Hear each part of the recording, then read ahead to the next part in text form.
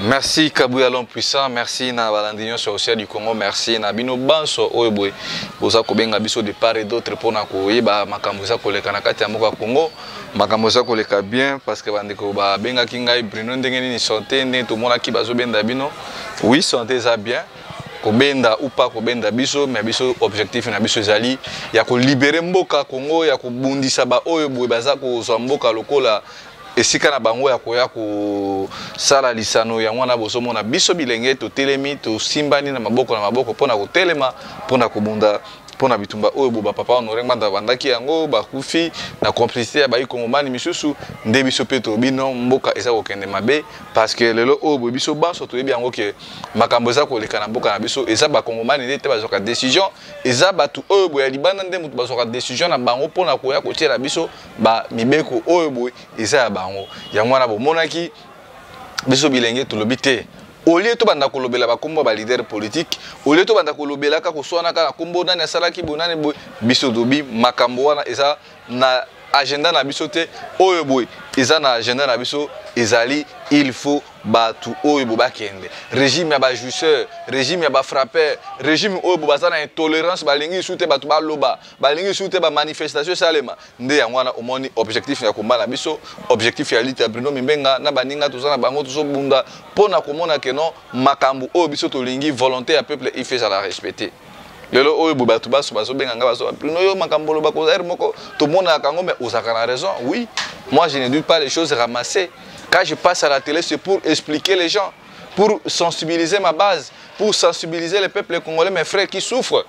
Ici, au niveau de la capitale, y compris à l'extérieur, c'est ce que nous sommes en train de sensibiliser, de veiller la mémoire, les mémoires, parce que nous sommes très nombreux. Les mémoires collectives des Congolais qui sont à l'étranger et ceux qui sont à la province. Quand moi je parlais à Waboye que Jean-Marc Aboun Bazosa la théâtre, na Félix, qui m'avait cru. Tant qu'on a bisé bino abo caméra na Félix Bazosala nini ba comédie na bango qui m'avait cru. Au moment où biso bilenge tozo bunda pour voir niveau ya mutema mabe ya batu obo bazana ngo Félix avant d'Awabo il a fait plus de décennies en opposition.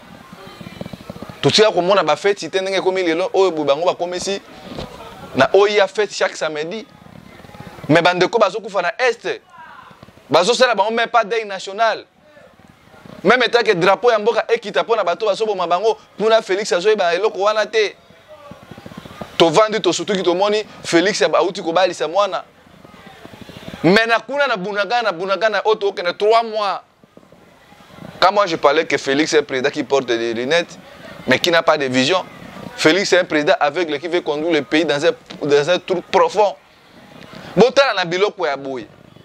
On tue à l'est du pays, Félix n'a fait c'est moi nae. Mais biso banso toyebi ke moi na Félix abala déjà na mobali nae pendant 10 ans ya mariage babuta bana misatu. Ata mukolo moko te totikala komona bango basa la fête ni ba komi ko exhiber ba fête na bango ba misu baso mela ba champagne, ba misu ba mariage et puis na kati wana loko les a fête ya ba mouvancier Jean-Pierre Bemba, ba Kamere, ba ina basi na bango. Ceux qui tolobi ba biloko aboy. Qui peut faire ça vraiment? Dans un pays sérieux. Na bamboko mitu ba toujours réfléchir pour l'avenir ya mboka. Jean-Pierre Bemba yo madame, Félix ayepe na madame nae, Kamera na madame nae, Samiba. Donc aux hommes on a vraiment que non, ces gens n'ont pas pitié pour na biso peuple congolais. Au moment où Félix a fait la mariage nae na ba master nae, président malien azakutu moins âgé à cause de la mort de Félix Tshisekedi. Parce que le président malien na ba source na vérifier na ba ninga ba malien to solana bango, il a pratiquement 36 ans. Mais Félix a pris de 60 ans au Kende. Il y a en fait un mariage, un milieu de bima, mais le président wana Mali a réquisitionné plus de 10 avions de chasse, avions de combat ya baminene, basali défilé, basali démonstration de force, bazu avion na boye, basali yango nezala ba défilé sur le kalikolo, monde entier le obi komi kobanga Mali, pas monde entier mais quelques pays, il y a monde. Même en Afrique, Mali. Il y a j'ai été touché dans le ministre des Affaires étrangères, le colonel Wana Mali. Il dit cette coopération avec la Russie, c'est que nous avons démontré, auto-démontré en côté exactement pour nos banques, c'est pour protéger l'intégrité du territoire de Mali, il y a Maliens, et puis pour sauvegarder l'intérêt de Nabiso. Mais ici chez nous, millions de dollars, ils ont mis à Libala, oh déjà, tu vas 10 ans, moi, je suis Félix, alors Zelaki, quand papa n'a pas comme président de la République, pour l'État, l'État pour faire un mariage. C'est très décevant. Babilo Kwabo, monsieur Tshisekedi, il faut apprendre maintenant les Congolais parce que non, Félix Azamutu Oyeboye, il faut que ça les pression pour te bengananaye parce qu'il a du jamais vu. Tant que Félix Azaki na opposition, Félix Atika ko ça fait mon convoquer ben expliquer ba journaliste ba ko filmer. Pourquoi ne pas copier par exemple les pays Oyeboye, ba comprendre. Mais bon, mon alisanga ya batu wana ba Jean-Pierre Bemba ba Sami Badi banga batu balinga via balinga vie koleka via batu misusu. Balinga via ambiance, balinga via fête, balinga via jouissance, botala pe catégorie. Ka vous bobo benga maki po na opposition po bunda bitumba po bo changer via ba congolais. Bozo ya kotali sabiso basi na bino Amida, maman nano mosusu wana maman Denise Nyakero. Tout ça nous vous critiquons parce que ça biloko oyeboy eza mabe. Bino la samedi na biyenga bobali ici na Mali basali parade. Bazo présenter ba avion na bango de guerre. Bazo présenter ba armes lourdes au basombi, bazo présenter ba soldats na bango, bazo présenter coopération militaire na fédération à Russie. Qu'est-ce qui vous empêche à coopérer na batouana? Ce que biso ba brino oyeboy. On nous reçoit par les personnalités et ambassades de la Russie. Bon bino ce gouvernement mobimba, ce qui okei que la coopération militaire entre Bisso, Naba Rwandais, ba Occidentaux, Tocha Bango Panzi. Est-ce que vous croyez que nous avons la coopération Nabino? C'est juste que Félix est limité. Félix n'a pas une vision. À côté de ce qu'on a master na yakala, balinga lolendo, ba parfum, banini ba mona bango, makambo ya mboka, ces gens-là ne les intéressent pas. Yangwana bozo mona siko kanda na ngai Bruno Mimenga biske zali kanda na ngai biska oyo botozo telemisa peuple pour que to bunda batu oyo boy bakende parce qu'on ne peut pas accepter na mboka oyo boy batu bazo souffrir bazo zanga même eloko ya kolia bazo zanga même moi transport comme na Kinshasa luxe il faut qu'il mambangu ba bousculade mais ces gens là prennent du courage et luxe au Canada ça la fête botala batu oyo boy nazo bateke botala bango mais nazo mengisande siko que conscience collective totel mabande konanga ba congolais to bengana Félix soki to bito kota na dossier Jean-Marc Kabontu ezaki théâtre Félix Tshisekedi a commis coincé a haute la pression ya biso ba maman au Sénat ba Bruno ba Lumumba alobi ono Jean-Marc Kabontu ba China nu na makala ay kotela bwabi soki Jean-Marc Kabontu soda na ngai makasi na China makala komona ba coalition de komo sali matata pona kena kutana Fayulu ayo kutana Denis Mukwege alobi no Jean-Marc Kabontu basani ni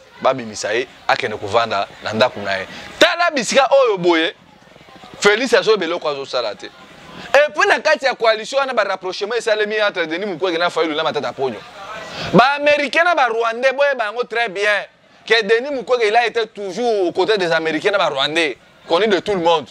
Tant bien même que l'on a ça biloko na ya ba médecine wana opéra ka ba maman na biso mais Denis Mukwege c'est un pion des Rwandais. Ba Rwandais batali. Ba lobi Félix n'est pas quelqu'un crédible à respecter ba engagement n'était na ba américain. Ba lobi le quoi la Fayulu a sa popularité. Fayulu ne sera pas candidat à l'élection en 2023. Alors Denis Mukwege na matata pour na bosa la front wana na Kabila pour que non bo profiter na popularité à Fayulu pour soutenir Denis Mukwege. Donc pour soutenir Denis Mukwege bande konanga ba congolais boye bango que eza kozongi sa lisusu ba rwandais eza kozongi sa lisusu batu wana ba uganda na kati ya gestion ya politique ya mboka na biso parce que Denis Mukwege c'est l'ami proche ya Fayulu. Denis Mukwege c'est un collaborateur ya Kabila, tout le monde le reconnaît mais aujourd'hui là vous allez voir dans les jours à venir bakubana koloba malamu Denis Mukwege bakotia on ba TV5 monde na chaîne amienne pour na koloba que non Denis Mukwege c'est l'alternance non biloko wana toyebi yango on ne veut plus de ça. Nous voulons les gens oyo bakoza na courage ya koloba non ya koloba oui na bisika oyo ça pour l'intérêt ba congolais de tout monde na pas président Mali et non que ba ko imposer biso Denis Mukwege o toyebi ndenge batu wana banaye kokuta na bazara suruberwa ndenge bato wana babandaki kokutana na États-Unis na ba résidence ya Zara Soubera alors ba ko sala front commun na bango pour que bazwa bakongomani lokola bazoba na bango. On connaît tout ça. Ndenge bino bosokota na ba ambassade na ba diplomate. Biso peuple congolais tozola la to connaît qui joue le vrai rôle nani aza oboy nani aza oboy ndelelo oboy bomoni to démasquer bino. Biso to lobine pas des élections pas de jala obo ba américain baso porter bango parce que le obo so ba américain ba porter Denis Mukwege bossa l'alliance na Fayulu. Qui soutient les Rwandais n'est-ce pas les Américains? Qui sont derrière le massacre du Congo n'est-ce pas les Américains? Alors tant bino bozo kende bobito ke na kozala ba américain ba parrainer biso mais bozo bossa na ke ba américain wana baso parrainer pe Uganda baso parrainer pe Rwanda donc bino na bango nyonso boza ba mettre moko donc ceux qui boye na pouvoir boko tikala ka jamais ko travailler pour na peuple congolais yango wana peuple congolais nous sommes en train de sensibiliser to quoi isa mana mutambu ya batu oyo bote. Tous ces gens-là, au moment où ils ont non, tout sangana, tout bimisa opposition commune. Bon, nanana qui docteur Denis Mukwege, akena kutana Martin Fayulu. Oh non, bitu na biso, ils a pas tout bimisa candidat à opposition moko. Bon, nazo bitu na siko. Kabila na Moïse Katumbi basali retour na bango libala na bango. Basali alliance. Matata pona kana kutana na Fayulu. Mukwege ya kutana na Fayulu. Soki ba biba sala ensemble yana ya batu wana kabuya. Basala ensemble. Vous croyez que Kabila, Katumbi, Mukwege, Fayulu, Nani Mosusu Oyeboy, vous croyez que tous ces gens-là, Fayulu Baché Liboso, président Martin Fayulu, tu perdras l'héritage que le Seigneur t'a donné. Tu as au président Martin Fayulu, pour à se retirer, va soutenir candidat Oyeboy déjà américain, va se préparer soit Moïse Katumbi, soit docteur Denis Mukwege. Peuple congolais, botique à distraction. Bruno Mimbenga, c'est pas n'importe qui. Je suis quelqu'un dans un monde à Kambuna, Angle, Mossus. Nous avons des sources. Autre train on s'est ressourcé. Donc, président Fayulu Nengazawana, Tinde Bozomo Naïwana. Il va soutenir un autre candidat à l'élection 2023. Botala Boye, lutte à résistance au Nebabomiango. Or, ce qui président Fayulu, c'est logique, déterminé. Na Bitumba Ezaki à résistance à la Mouko peuple congolais tout. Et puis ça qui confiance de l'eau au boutonnier tout comme que notre Denis Mukwege il y a alternance pour les Congolais. Mais moi je vous appelle ici que non, quand un pays est dans l'occupation, la meilleure des choses, n'est pas déjà pression à Kubenga na Monisco, ya Kubenga na ba soda ya EAC, ya Kubenga na batu tout. Baza contre ba Kongomani, batu oboy, bazo kende ko lukaka ba parrainer bango pa ba Rwandais na ba Américain. Aujourd'hui, Jean-Marc Kamout, Félix a libéré pour mon danger. Parce que force à Jean-Marc Kamout nous permet de Chilombo. Et ça, un à tout pour Nabango. Mais Biso Siko, Chilombo, Kamout, Mukwege, Fayulu et les autres là, pas question, Biso peuple, il faut tous destin à Biso Naboko. Il faut que Biso soit leader d'Asika. Et cause à la yo, et cause à l'anga, et cause à maman Océa, pour que, intention à Biso, tout copier même exemple, à Jean Ouana. Il y a Mali à 36 ans, président le plus jeune. Oh boy, boy, il y a une année à Pamba. Botela makambo sali na Mali. Ba Boko Haram quoi? Ba américain, ba zongi na mboka na bango, ba soda américain ba zaki na Mali, ba soda français ba bengai na bango. C'est ça, muto a un esprit à kubongisa mboka lokola biso ba Bruno Mimbenga. Yango tozo senga na bino ba congolais. C'est le moment de s'organiser parce que makambo oh boy. Nde bozo monana. Denis Mukwege il est parrainé par les Rwandais, ou ba Rwandais ba parrainé par ba américain. Donc le choix est américain dans minute ça il faut lutter ça Mukwege. Donc biso siko peuple congolais faut tota siko nani oyeboy to yiko tindika bilengeni ni oyeboy bazana courage pour na ko telemela chilo moko bengana e ko bengana batona to bakosa alliance na ba américain na ba rwandais. Yango siko bozo mona batona ba sali front matata pour nous il a beaucoup d'argent Mukwege il a beaucoup d'argent et puis il a soutenu parce que prix Nobel va pesa ka docteur Denis Mukwege. Ezalaki eloko o déjà wana ko préparer yango pa ba américain na ba Union européenne. Ils ont déjà préparation parce que Batouana, Bazokata a étudié pour préparer Moutou pour exploiter dans les jours à venir. Il y a un autre sujet totali. Pourquoi biso ba Congomani ba ndeko ya diaspora ba Congolais to sana kati ya moko. Tozo mona te danger wana. To sangana ngonga yango oyo boye. Élection ko salima te photo bengana chilo mona Batouana tout. To imposer ba Congomani oyo bobiso to lingi. On en a marre déjà to lembi. Ceux qui bossent dans les jours à venir, vous me donnerez raison parce que vous avez raison Kassima. tant bozo mona makambo tozolo ekokisami ah Bruno ozalaki na raison lelo oyo bato nyonso bamoni yango que Félix c'est un jouisseur. Félix est incompétent. Il fait chaque samedi. Ça coule douce comme la champagne. Tant que bato bazo quoi na est, bazo violer, bunagana tire le oeboy na maboka ba Rwandais. Rwandais rezongi na musala na comme d'habitude. Est-ce que ça on peut croire na bato oebo na nombre de jours etikali? Tant que bango bazana biyenga. Bazo bomana est, bazo violer. Ndena bisaki bino awa Félix azana batuna ya tia bango chaque samedi ba utaka na poto na bamboka na to bino bobi États-Unis Espagne ba yaka ala kisa ko zo bambongo kendaka so bo sali tembe bozana tembe bo kena ko vérifier que non ba belge ba sala ki contrôle bancaire na ba congolais nyo so avanda kana poto parce que ba sali ke ba côté ya batuzo mata mais bato na ba sa ba chômeur mbongo bazoka yango wapi. Chers Congolais amis ya résistance mutu nyonso bo mona wana parce que nabi ki ba Congolais ba saka très fragile makambo biso tozolo ba mona comme monsieur Lokuta. Moi Bruno Mimenga je suis contre cette coopération là que ba américain ou ba sima ba rwandais ba bimisa biso candidat commun que biso peuple congolais to soutenir mutu wana te parce que toyebi ba jeune abino oyo boye bosa ko préparer yango to bengi sibino to préparer point de presse na ba étudiant poto pesa ligne mosusu asika. Parce que révolution biso to lingi to combiner ngo biso ba Bruno Mimenga na ba étudiant parce que bino nde boza espoir à lobby. Yango to kosoana ba maman aussi na bande ko misusu to pesa bino date o to sala point de presse on ensemble pour que non Félix na batunaye ba kende.